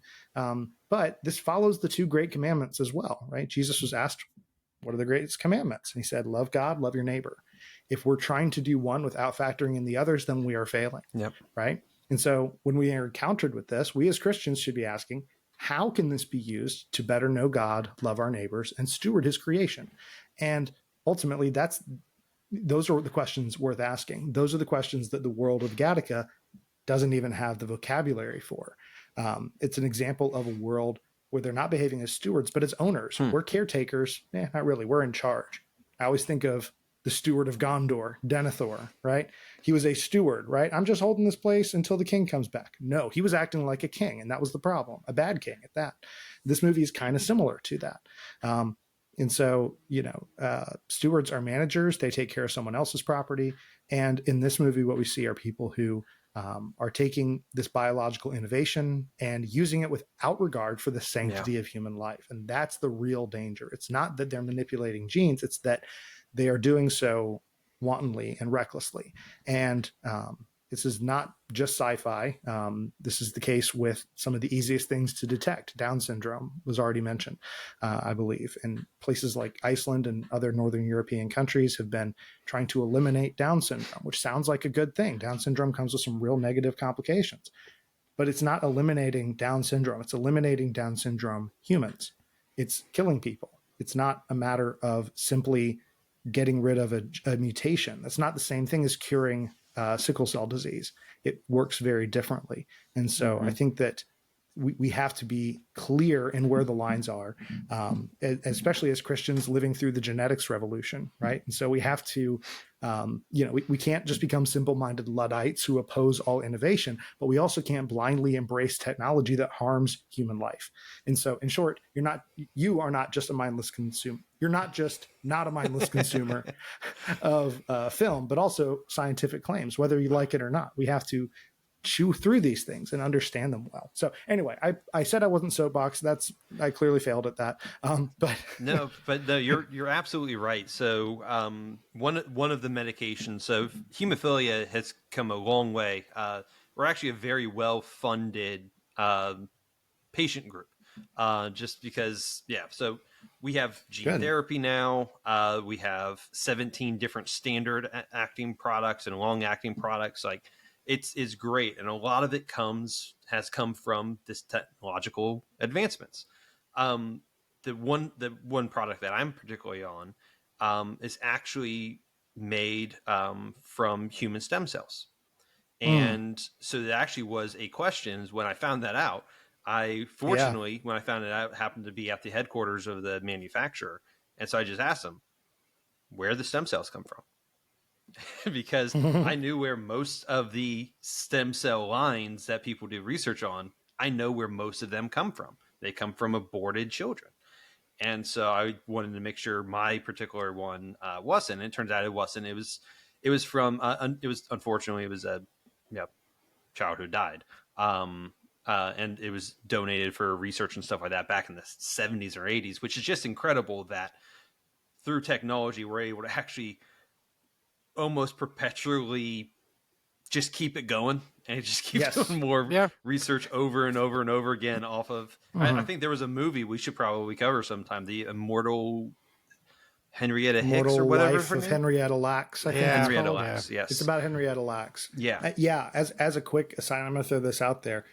If you hear the word cell line, that does not mean that these cells have to be harvested from living people. These are actually immortalized cell lines. Henrietta Lacks was one of the first, and she was one whose cells were harvested and able to be perpetuated because they were cancer cells. They didn't die when they were supposed to, and that was the problem with her health. But yeah, when we're talking about fetal cell lines, it doesn't mean that there's necessarily a demand for continued fetal harvesting. It means that at some point a child died and the tissues were donated. And now there's still ethical discussion to be had there, but some people hear that and they think, oh, that means that they're out there and they're harvesting in order to supply this. That's not how it works. Anyway. But no, great point. Great to bring bring your doctor opinion to this. You know? but it is a great thing because I actually had a Christian brother who asked me about it because he's in the industry. He's not a patient, but he's in the industry. So when I mentioned that product, that it was a human cell line. And so he actually later on asked me, he's like, hey, did you, and because he wanted to think through and stuff like that, because he was like, 20 years ago when my wife and I were trying to have kids, we didn't know anything about IVF. We didn't know anything about this stuff. And we just trusted the doctor. And now 20 some years later, we realized that there were, being the Christian worldview in his mind, he was like, there were kids that we didn't have because we just didn't know. We didn't know what was going on. And so it's one of those things of we have to be mindful with the life-saving medications that we're taking sometimes. Sometimes you don't have a choice. It's like you're going to save your life, or you're in the hospital or something like that. Something takes out of your hands. But yeah, you're right, David. We have to be mindful about these types of things. Yeah, as you said in the notes, I think Eric, is that without a Christian worldview, without a moral grounding, all we go on is sentimentality, or worse, not thinking about what we should, but only as if we could, in the reversed words of Ian Malcolm. And in this movie, it's like the big takeaway really is what is most likely that human beings would do with this kind of power, with this kind of tool, is discriminate using it, and fight with one over it and divide over it, which actually reminded me, this should be a shocker, of the book of Genesis, or largely of the theme of human favoritism versus the spirit of man, or God's favor, or how God works through people. It's like even at the peak of technology, man will still look at the outside, or even worse, they might even extra focus on the outside, but the Lord looks at the heart, as the book of 1 Samuel says. And so a technology is generally neutral, but it will empower humans to err, or in the biblical sense, missing the mark is the word for sin, right? Or sin is the word for missing the mark. Err in a whole new way. And in our movie, we see that Vincent is now part of a new underclass, no longer determined by your social status or color of your skin. Discrimination is down to a science. And that's the core conflict of this movie, that his dad didn't even want him to have his name, but his dad would give his younger engineered brother his name, Anton. Yeah. Oof. And that ties into, right, biblical parallels aplenty all throughout Scripture, is that in Scripture you have favored brothers versus God's chosen all over the place, where you have siblings fighting over love, status, and God's promise. So all the way back in Genesis, there's several main promises that God makes that run through that book. Genesis 3, the heel crusher. God says to the snake, he, talking about a future son, will bruise your head, you shall bruise his heel. Genesis 12, just 9 verses later, God promises to Abraham, through your descendants, I will make a great nation. I will bless them and give them the promised land. All of a sudden, there's something for people to chase after, some goal, some achievement.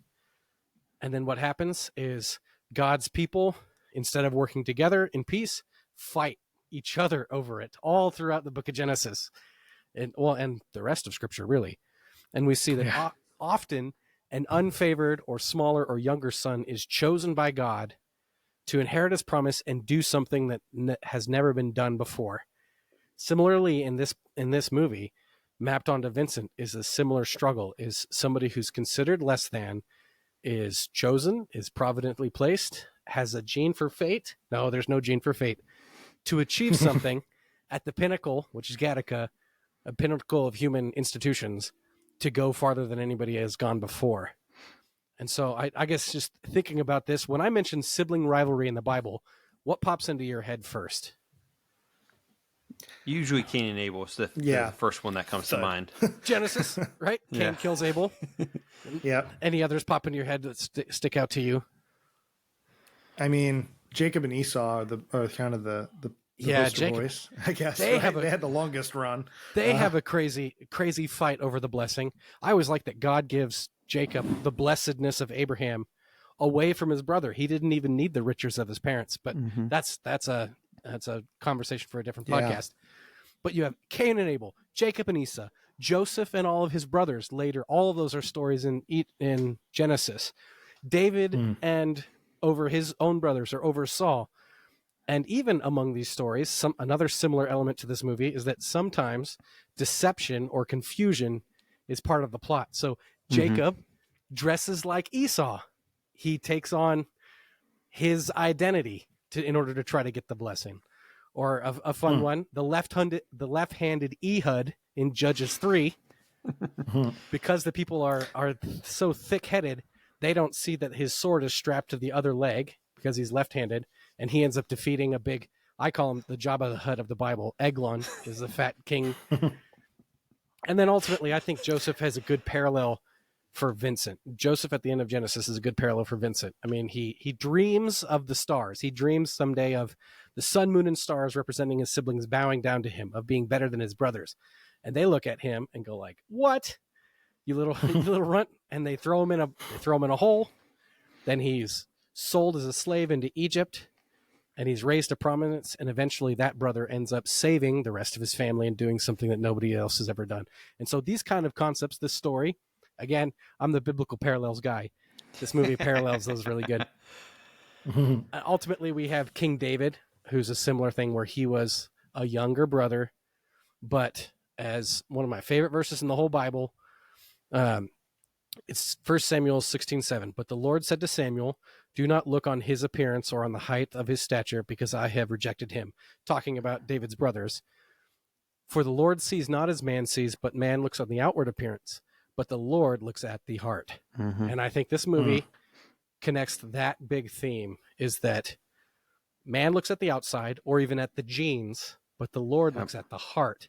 And all of our technology, all of our science can't get at the heart. And Vince is somebody who has something that all these other people don't have, with all of their genetic abilities, their stature, their genetics, all of those things. And so I think that is one of the key biblical connects to this movie. And I don't know. What do you guys think about your thoughts on sibling rivalry or overcoming the way people look down on the runt, either in scripture or in life? Yeah, so it reminds me of the old thing about the dogs. It's not it's not the size of the dog in the fight. It's the size of the fight in the dog. It's that type of thing. Yeah, and it's really the relationship between Vincent and his brother Anton. That's really what it is. Vincent finally he beats his brother, even though he's genetically inferior. Yeah, he beats his brother twice. Saves twice. His brother's life twice because Joseph, because in all honesty, this is the thing that people don't look at, and I talk about this in my context with hemophilia. Hemophilia made me grow up faster than my peers because I had to take on more responsibility because I could get injured in ways that they wouldn't, or if they would get injured in the same way, they'd recover in a day where it'd take me a week, but it makes you tougher and it makes you have to fight for more stuff. And so with Vincent, he became who he was because he was the overlooked brother. Yes, because he was the Ooh. underdog, he had to fight for it more. Whereas the athlete, the star athlete, who's never, I mean, you honestly track this in sports. There's a reason why, granted skill difference to that, but there's a reason why there's a massive drop off between high school and college, any sport. And a lot of it, yeah, you're now competing, instead of competing against 1,000 people in a region, you're now competing against 100,000 people in a larger region. Yeah, so there's just that. But a lot of times, what it is they were a natural athlete. They could beat anyone, and then they came across someone who had the natural gifting and trained 5 times harder than anyone else. And that natural person who's never trained gets smacked down. Yeah. And they've never experienced that before. And the same thing with Anton. He could not imagine, how are you beating me?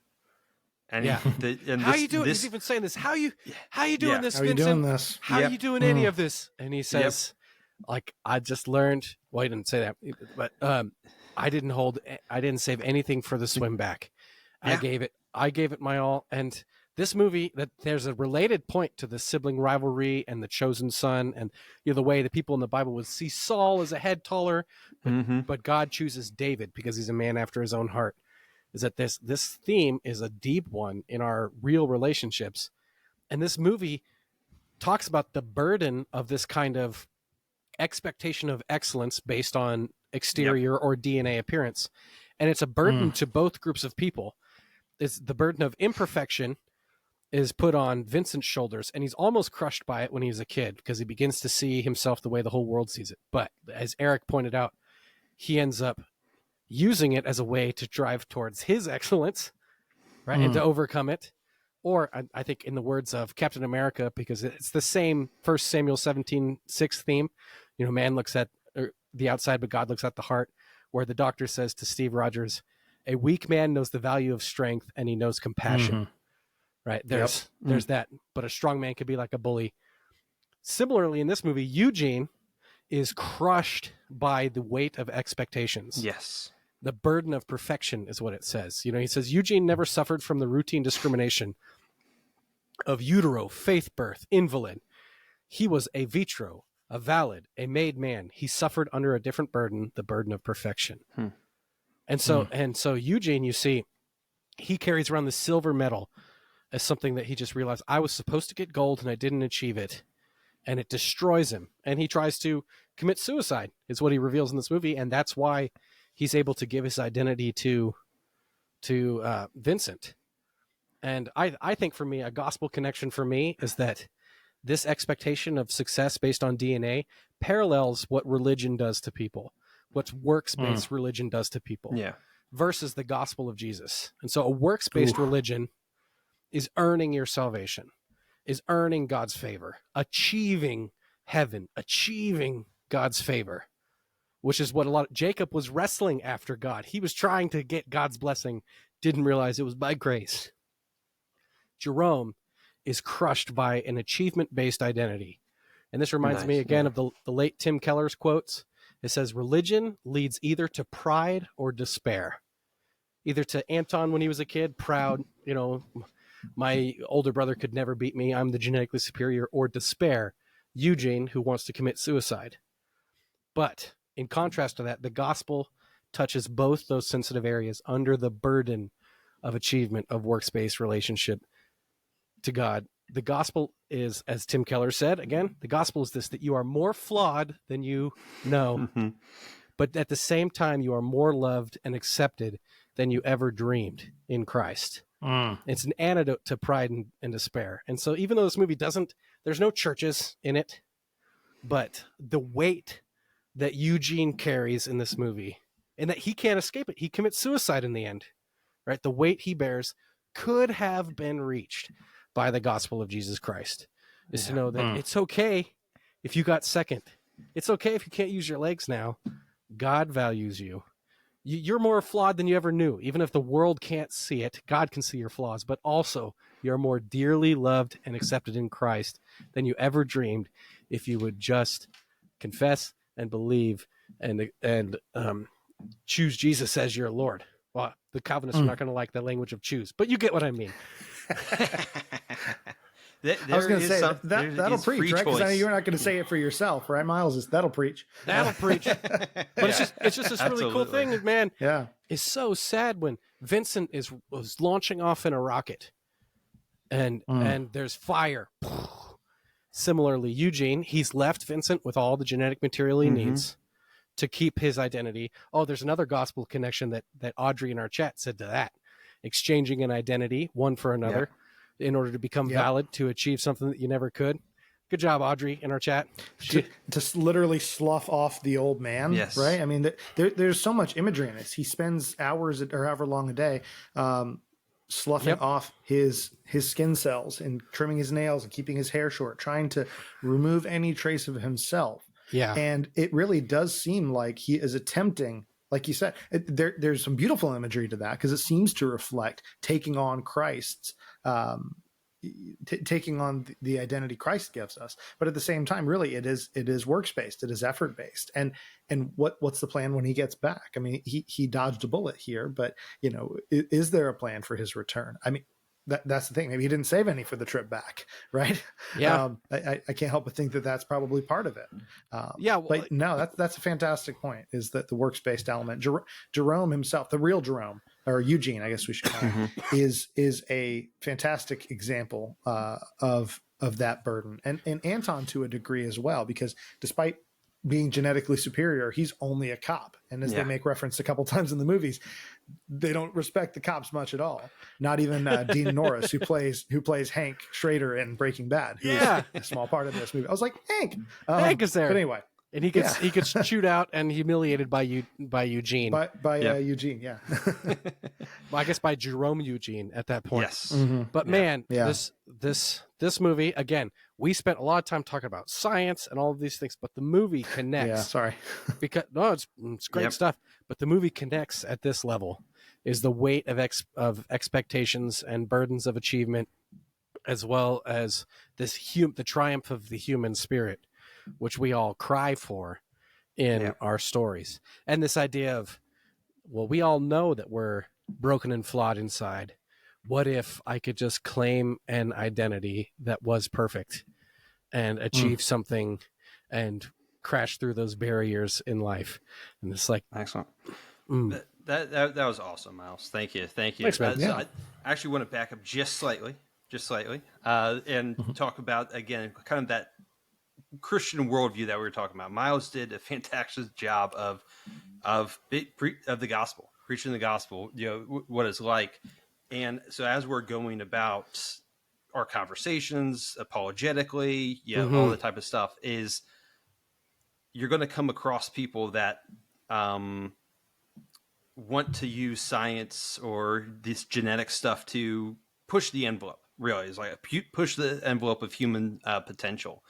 And without a Christian worldview, the morality that they're going to be operating under is sentimentality, or really just tradition. It's like, oh, this is what we've always done, so this is where the lines are. But the lines are always going to continuously get pushed and moved. And so without that Christian worldview, and so again, I'm gonna go ahead and start with, again, what the movie started with. The first thing the entire movie starts with, the first thing you see is, consider the work of God,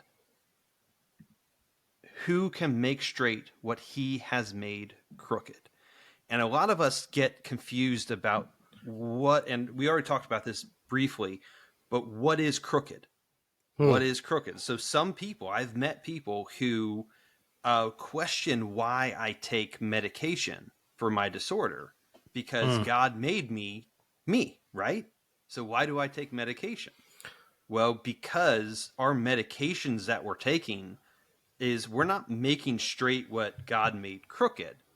We're actually putting things back into the crooked order that God originally made.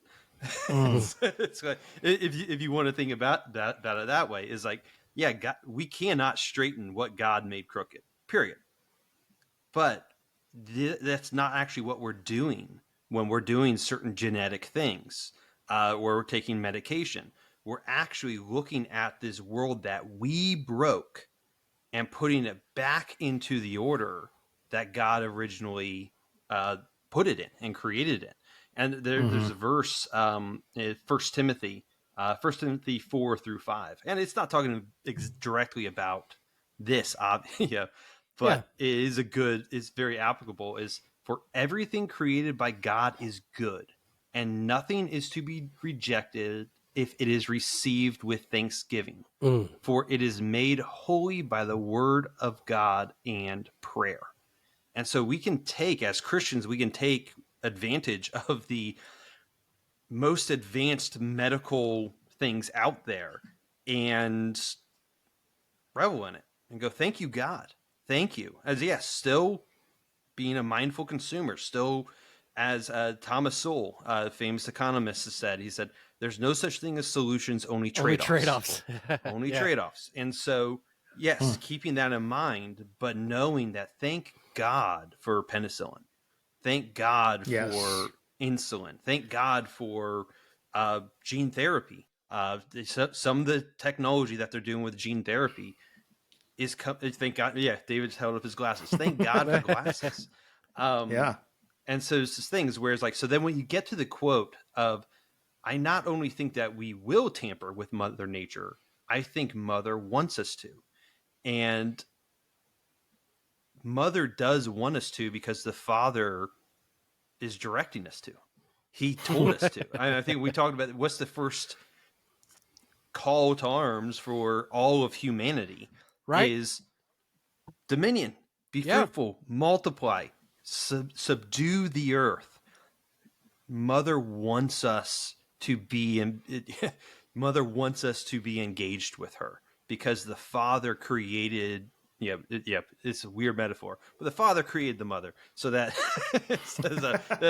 is our playground. Really, what it is. Someone said it was apologetically, they were dissing the Mother Nature worshippers and stuff, and said, your God is my Father's footstool. Oh, dude, that's great. That's fantastic. But that was the point I was about to make. I was like, we've been taking that Mother wants us to thing a bit seriously, and the sharp-minded Christian would be like, where are they going with this? Metaphorically, the mother, right, metaphorically, mother, which means the mother that was either in place with God the Father or is part of the chaos of this world that actually God allowed to create, which is a really interesting thing. I think in the last few months, we've mentioned this a couple times on the podcast, where when we're getting at Genesis 1, a lot of people have in their mind that everything was created perfect, absolutely perfect, no room for improvement. But you go, well, that seems a bit odd, given that the first command God gives to his people is to be fruitful, multiply, and subdue the earth. A better picture of Genesis 1 is more like the end of the first Chronicles of Narnia book, where you have sons of Adam and daughters of Eve ruling with Aslan over Narnia.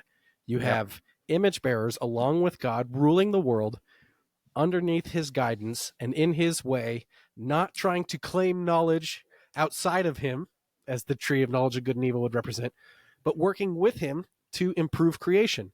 Another way of saying that might be people who are marching into the world and praying all of the time, your kingdom come, your will be done on earth as it is in heaven.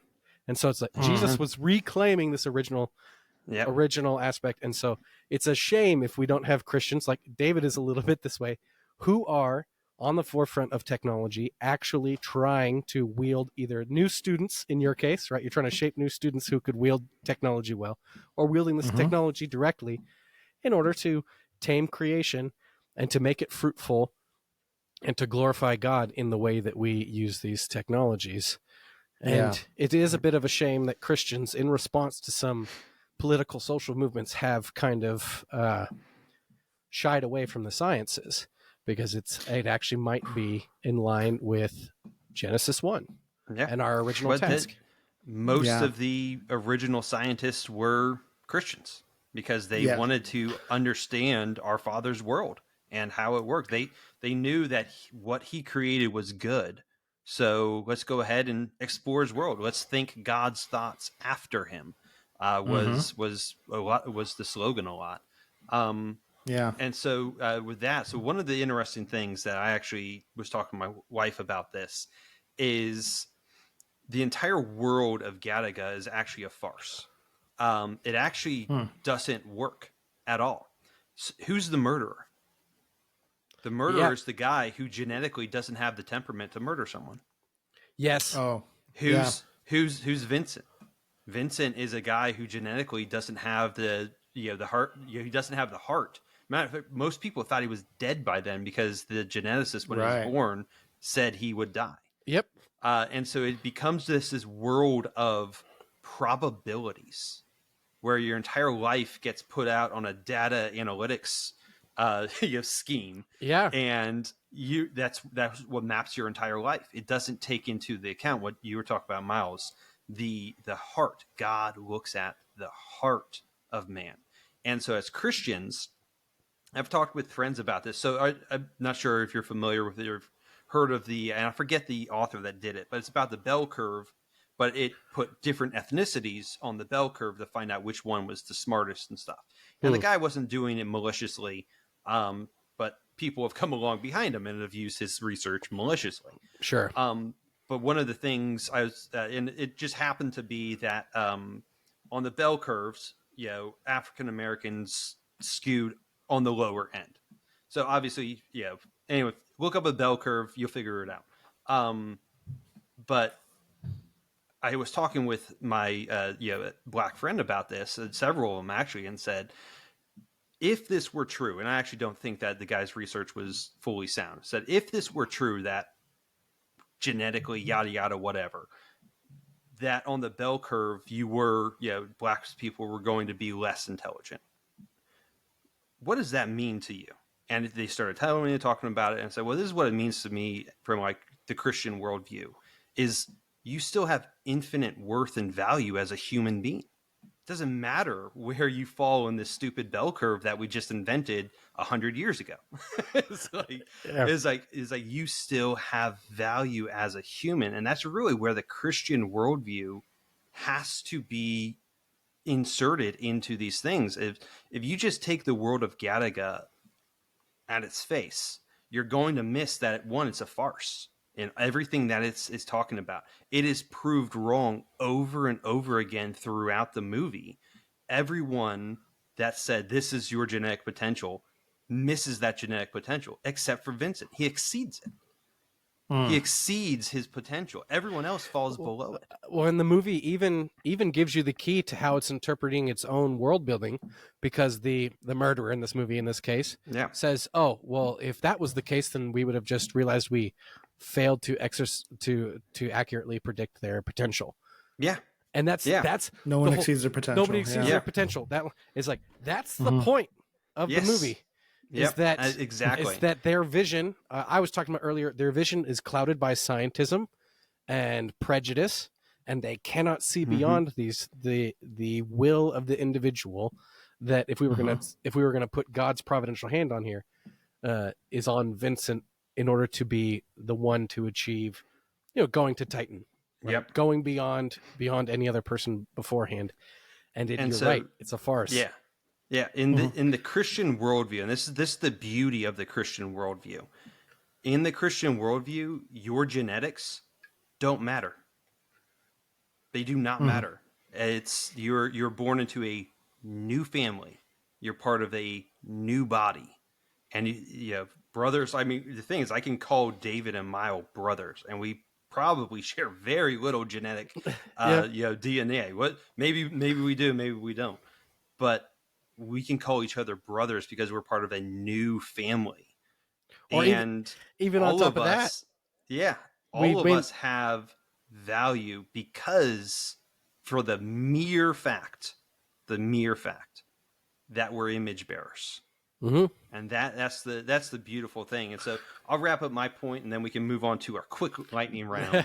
Yeah, Very quick lightning round. Is I actually finish up my section with Ecclesiastes 7:29. I was like, they started with Ecclesiastes, I'll end with Ecclesiastes. Ooh, there you go. And I think Nice. it speaks directly to the farceness of Gattaca. Is, see, this alone I found, that God made man upright, but they have sought out many schemes. And that's all what the world of Gattaca was. It was just another scheme to try to get around God's creative order of saying all men are created equal and endowed with seeds by their creator. And they went, no, we get to determine what is valuable, not God. You can't just be born valuable. That's insane. And so let's go ahead and create this system where only those with what we determine the best genetic potential are allowed to exceed in.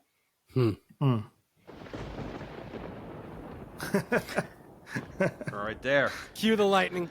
For effect. Yes. Go. So, well, before we wrap on this episode, let's see what other themes we can sift in a little lightning round of some receive, reject, and redeem. So what are some themes that we can thoughtfully reject? And just for time, I'll go ahead and jump in first, and then you guys can jump in. So one, lying. is lying about your identity to achieve your dreams. This is the equivalent of the mark that Christians used to have to take on themselves so that they could trade, back in the day. I mean, this is going to start to happen more and more as society goes, is where Christians are going to have to, or are going to be challenged, I should say, not have to, are going to be challenged to play fast and loose with some of the rules, just so that they can put food on their table. But we're called to live at a higher standard with that. The truth is owed to who the truth is owed to. Yeah. And you're not to lie about your identity just so that you can go and achieve your dream. So I would reject that premise out of that. And I have a kind of a reject here, is that although it makes you feel good, I think this movie preaches the gospel of self-actualization, the Jim Bro kind of gospel. the pinnacle of achievement gospel is that's what you will be fulfilled. It's not obvious in the plot or to me that Vincent will be fulfilled by his achievement of going to Titan. The final monologue is, well, maybe I'm going home. I've heard that, all of our molecules were once part of stars. Maybe I'm just going home. But he doesn't know what's going to make him satisfied ultimately. Makes me think about the Augustine quote, God built us for himself, and we will be restless until we find our rest in him. And I think that there's just, as much as you love the achievement that he has, it's like, it's still chasing after the wind to try to achieve even going to space, even though it's awesome and makes you feel good. Mm-hmm. No, I would agree. My only thought on the reject category would be related to that, right? This continued image that we see of, and it's subtle at first, right? Because he just happens to live upstairs, but Vincent is regularly going up that spiral staircase, up. We don't see him go, we see him go down some, but he is ascending. He's attempting to ascend and exceed his genetic potential. Mm-hmm. And then in that one of the heavier moments in the movie, we see Jerome crawling up that staircase. And that, to me, is a beautiful image of what it looks like for one to try and strive, right? And so for someone to try and strive, to Miles's point earlier, to earn salvation, right? To be good enough. And how fitting is that with Jerome, or with Eugene's character? Eugene, right? For him to be crawling all the way up to the top. And it just makes me think of a way to visualize, this is what it looks like to strive after the wind, right? In order to try and earn favor that we were never meant to earn to begin with. So we can reject that sort of pulling myself up by my own bootstraps mentality. And so, yeah, again, that goes hand in hand with basically what you guys are saying. That I think in terms of shifting to receive or redeem, I think we can kind of receive the romantic connection between Jerome and Irene is kind of beautiful. Although I wish they'd get married before sleeping together, but that's standard Hollywood practice. This whole concept of being offered genetic material that reveals your flaws, and then a person letting go and saying, "Oh, the wind caught it," is very much like a relationship needs to be. Is that on both parts you need to offer complete transparency and complete vulnerability, but also offer each other a gracious response when you see their brokenness, when you see their sin, and not to focus on one another's faults. It's a pretty touching and loving interaction that they have, where they both meet each other in the middle of complete transparency and vulnerability, with also being gracious to one another. And I think that that's something worth receiving. Sure. Absolutely. One of my receives was someone who is genetically inferior. They still have value and can achieve great things. And that's really what this was about, is like, don't discount the genetically inferior and what they can achieve. Don't live by probabilities. Take the risk. Put your kids up in, put your fate in the hands of God, not the local geneticist.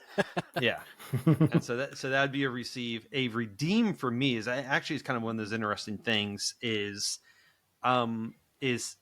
yes to sacrificing your own interests so that someone can go and live their dream, but don't kill yourself. Because that was kind of one of the things that was kind of Eugene killing himself at the end of the movie, in a way, kind of undercuts the message of the film. That broken people still have value in society. And so it was just kind of this interesting turn there. I was like, wait, why is he killing himself? Because I thought the whole movie was about like overcoming your perceived lack of potential. And then Eugene killing himself for that. So again, the Christian worldview is very clear. You have value as an image bearer, and it doesn't matter if you're crippled. It doesn't matter if you have genetic deformities like myself. You have value, and Christ will love you regardless of those faults that you were born with, or fate caught up with you and you were in a car accident and can no longer walk anymore. You still have value. I would redeem that. Yes, absolutely. Sacrifice for your friends, help them as much as you can, but don't kill yourself physically, literally, or sometimes even metaphorically. Don't kill yourself for that. Oh man, don't be crushed by the gospel of achievement. But and then here, if you've listened to us this far, we'll give you another sweet taste of gospel pictures in this movie. Is that, like, we have a couple ideas to redeem pictures, Christ pictures. Is that this movie is about weakness and overcoming that, but we know that God became man, took on flesh to live among the weak in order to heal and forgive and lift up the broken. Absolutely. And that same God offers us, as Audrey in our chat said, I love this, the true borrowed ladder is that he offers us his identity. We often talk about being in Christ, or we claim to be Christians, is that I'm not just Miles, I'm Jerome Miles, or in this case, Christ Miles, in that he gives me his identity, his report card, if you're preaching this to kids, is that Christians have in Christ a status before God that is perfect, and acceptance with God. Or as Paul would put it, I have been crucified with Christ. It is no longer I who live, but the life I now live, I live by faith in the Son of God who loved me and gave himself up for me, as Galatians 2:20 said. And again, Audrey gave us that. Thank you, chat people. Yeah, thank you. But I love this idea now, is that most people won't get the reference, but our identity in Christ is the borrowed ladder that allows us to go up the stairs into the world that we wouldn't be allowed into God's presence. It's just a wonderful thing that we can see. No, they definitely didn't intend that connection, but it's an awesome Christ connection in this movie. Absolutely. For sure. All right. Well, the credits are about to roll on this episode, but before we go, David, you want to go ahead and take it away real quick? Yeah, I just wanted to remind everyone who is watching, thank you guys for checking us out. We know we've been doing the audio podcast thing for quite some time, and we've been venturing more and more, if you will, exceeding our own potential, right? In terms of the audio side and expanding into the video side. And so we've been adding more visual elements, working on, the look of the videos, and then also just releasing more content on YouTube. So we really want to encourage you guys to subscribe to the channel on YouTube. That's a really tremendously helpful thing because that helps in terms of algorithms. It helps you see some other stuff that we're doing. And we have several things on the horizon that are going to be specifically video-based content. And we don't want those of you on the audio-only platforms to miss out on that. So continue listening on audio if you like, but subscribe to the YouTube channel too and check us out. See what the faces look like that match with these voices. We promise that, that they match. It's not like the whole, I will say this as well, the whole Ethan Hawke, Jude Law thing. I'm like, yeah, they're kind of similar, but if they had cast Ethan Hawke and Kevin Bacon, I don't know that I would have been able to tell them apart half the time. So nice. There's a thought. Also, no one questioned that he was British. Just throwing that out there as a quick plot. Because they didn't want to see. They did not want to see. They don't matter where. It doesn't matter where you were he's born. A half inch All that matters. An inch too short. Yeah, it's like it should matter that he's not English. But anywho, they didn't want to see. I'm sure Rory agrees. They didn't want to see.